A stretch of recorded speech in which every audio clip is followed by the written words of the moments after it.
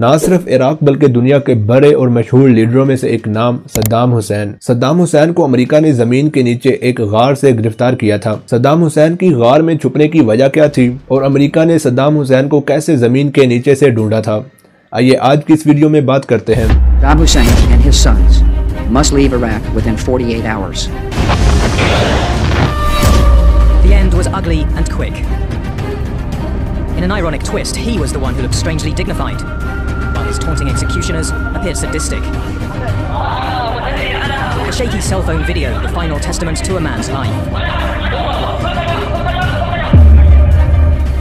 13 दिसंबर सन 2003 इराक में मौजूद अमरीकी CPA के हेड पॉल बीमर एक प्रेस कॉन्फ्रेंस करते हुए ऐलान करते हैं कि हमने उसे यानी सद्दाम हुसैन को गिरफ्तार कर लिया है।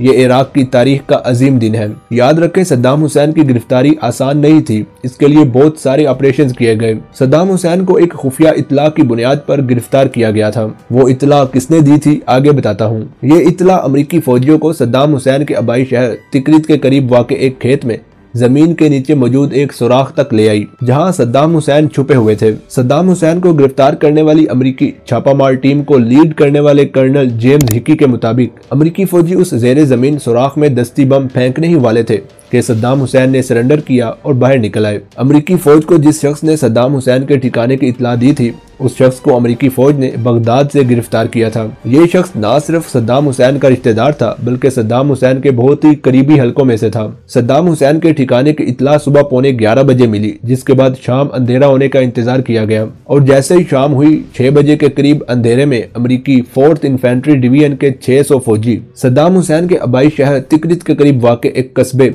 अद्दावर के करीब 2 मुमकिना ठिकानों की तरफ बढ़ना शुरू हो गए। खुफिया इत्तला की बुनियाद पर यही प्लान किया गया था कि इन 2 जगहों में से किसी एक जगह में सद्दाम हुसैन हो सकते हैं। मिशन ये था कि सद्दाम हुसैन को या तो जिंदा पकड़ा जाए या फिर मार दिया जाए। इस मिशन के लिए बनाई गई फौजियों की 2 टीमों को वोल्वरीन 1 और वोल्वरीन 2 का नाम दिया गया।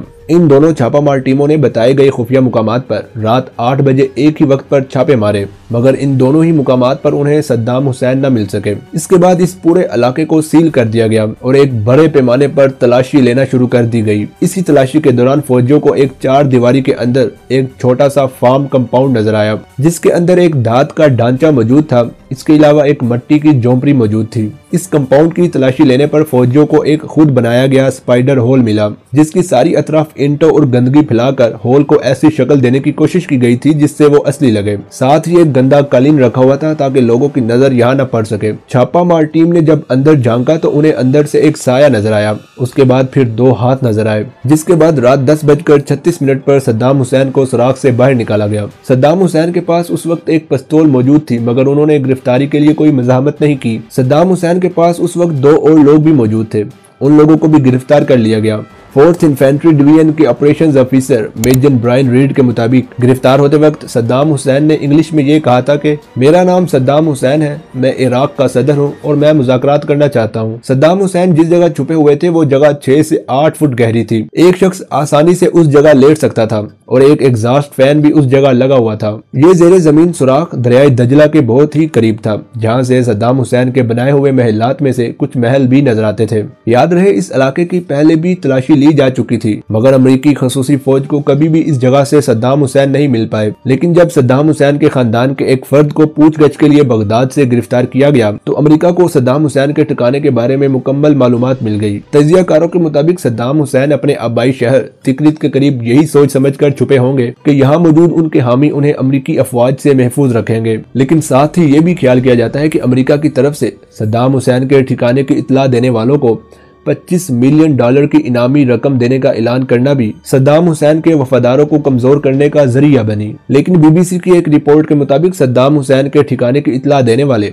सद्दाम हुसैन के रिश्तेदार को इनामी रकम नहीं दी गई थी, क्योंकि कहा जाता है कि ये मालूमात उससे तफ्तीश के दौरान हासिल की गई थी। उस शख्स ने ये मालूमात खुद नहीं दी थी, शायद इसी वजह से ये इनामी रकम उसे नहीं दी गई। तो ये थी आज की वीडियो, जिसमें मैंने आपको ये बताया कि सद्दाम हुसैन कैसे गिरफ्तार हुए। आप किस टॉपिक पर वीडियो देखना चाहते हैं मुझे कमेंट सेक्शन में लाजमी बताइए। मजीद ऐसी वीडियोस देखने के लिए मेरे चैनल को सब्सक्राइब करके साथ लगे घंटी को प्रेस कर दें ताकि आने वाली हर वीडियो का नोटिफिकेशन आपको मिल सके। अभी के लिए इतना ही, मिलते हैं अगली वीडियो में।